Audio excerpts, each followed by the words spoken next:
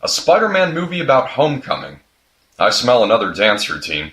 It is weird though, considering the fact that homecoming is just one plot point in this movie. Why is that the subtitle? Isn't that the equivalent of The Dark Knight Rises being called Batman the Football Game? Whatever the case, Spider-Man Homecoming is the start of the third Spider-Man saga, as well as the continuation of the MCU.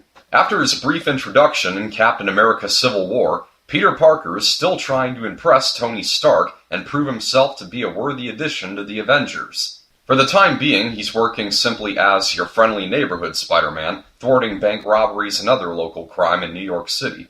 But he sees his chance of promotion when the Vulture, a supervillain in a mechanical wingsuit, poses a threat. Now I have to admit, going into this movie, I was a little worried that my grudge against Sony for canceling the Mark Webb series would affect any appreciation I had toward it.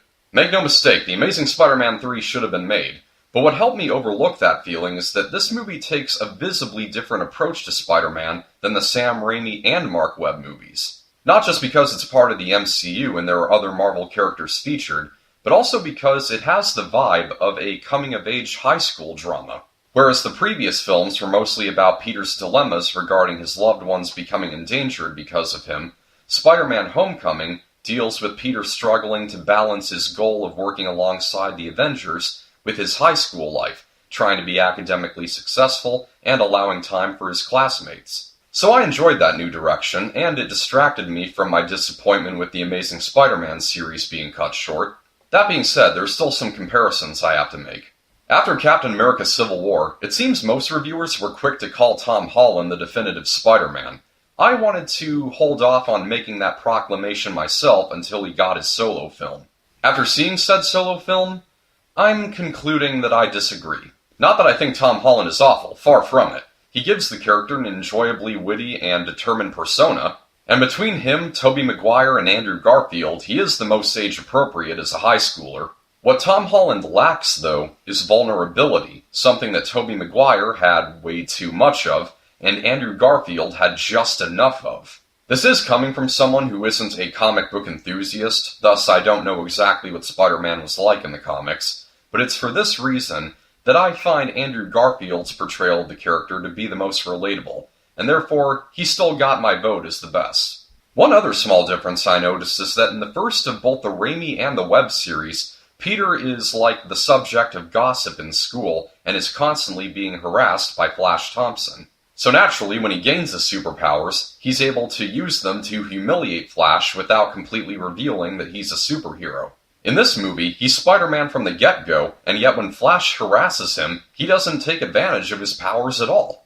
Though perhaps this is a version of Spider-Man that's written to be better about turning the other cheek, which I can't say I'm against. So along with Tom Holland, some fun additions to the cast include newcomers Jacob Batalon and Zendaya as Peter's inquisitive best friend, and a stuck-up classmate genius, respectively. And Michael Keaton is great as himself as a Spider-Man villain.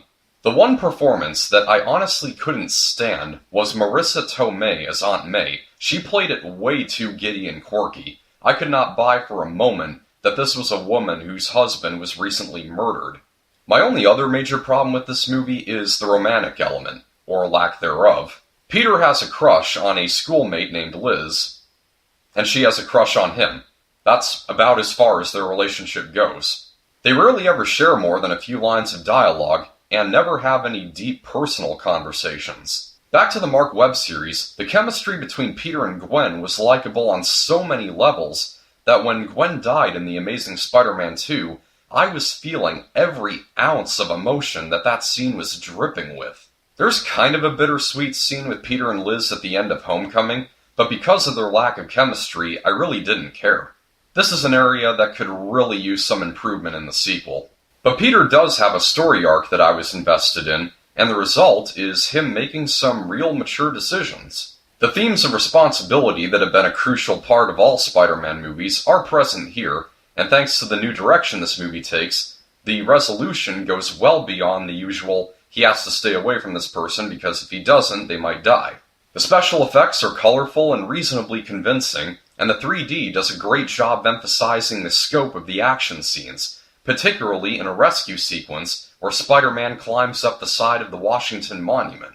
Another fun sequence has our character lacing together a bisected fairy, making use of several various web shooter combinations built into his suit. So overall, this movie is fine. There are some weak parts in the writing, and it's not as emotional as some of the other Spider-Man movies, but it benefits from its deviation from too many plot points from those other movies, as well as some surprises that the last third contains. It also has one of the funniest and most unexpected after-credits scenes in any Marvel movie, more so than that of Deadpool.